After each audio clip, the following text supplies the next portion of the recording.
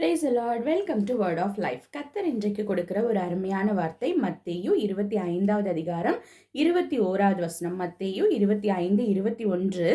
அதில் இப்படியாக சொல்லப்பட்டிருக்கிறது, கொஞ்சத்திலே உண்மையாயிருந்தாய் அநேகத்தின் மேல் உன்னை அதிகாரியாக வைப்பேன். இப்படிதாங்க கர்த்தரும் நமக்கு கொடுத்திருக்கிற கொஞ்சத்துல நம்ம எப்படி இருக்கிறோம்ன்றத பார்த்து அநேகத்தின் மேல் நமக்கு ஆளுகையை கொடுக்கிறவராய் இருக்கிறார்.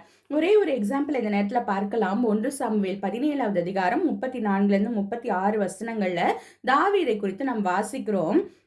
தாவீது சவுலை பார்த்து, உம்முடைய அடியான் என் தகப்பனுடைய ஆடுகளை மேய்த்து கொண்டிருக்கிற போது ஒரு விசை ஒரு சிங்கமும் ஒரு விசை ஒரு கரடியும் வந்து மந்தையில் இருக்கிற ஒரு ஆட்டை பிடித்து கொண்டது. நான் அதை தொடர்ந்து போய் அதை அடித்து அதன் வாய்க்கு தப்புவித்தேன் அப்படின்னு சொல்லி தாவீது சொல்கிறதை பார்க்கிறோம். தாவீதுக்கு இருந்தது கொஞ்சம் ஆடுகள். ஒரு விசை ஒரு சிங்கம் வந்து ஒரே ஒரு ஆட்டை பிடிச்சுதான். இன்னொரு தடவை கரடி வந்து ஒரு ஆட்டை பிடித்து கொண்டது. அவர் எனக்கு இருக்கிறது கொஞ்சம் தானே அப்படின்னு சொல்லி அவர் அசதியா இல்லை. ஒரே ஒரு ஆட்டை தானே பிடிச்சிட்டு போகுது அப்படின்னு அவர் அசதியா இல்லை. தனக்கு கொடுக்கப்பட்ட அந்த சின்ன பொறுப்பிலே உத்தரவாதம் எடுத்து அவர் உறுதியா இருந்ததுனால கர்த்தர் அதை பார்த்து, அவங்க தகப்பன் அதை கவனிக்காம இருந்திருக்கலாம், ஆனா கர்த்தர் அதை பார்த்து அவ்வளோ பெரிய இஸ்ரவேல் சாம்ராஜ்யத்தையே ஆளுகிற ஒரு உரிமையை தாவீதுக்கு கர்த்தர் கொடுக்கிறதை நாம் பார்க்கிறோம்.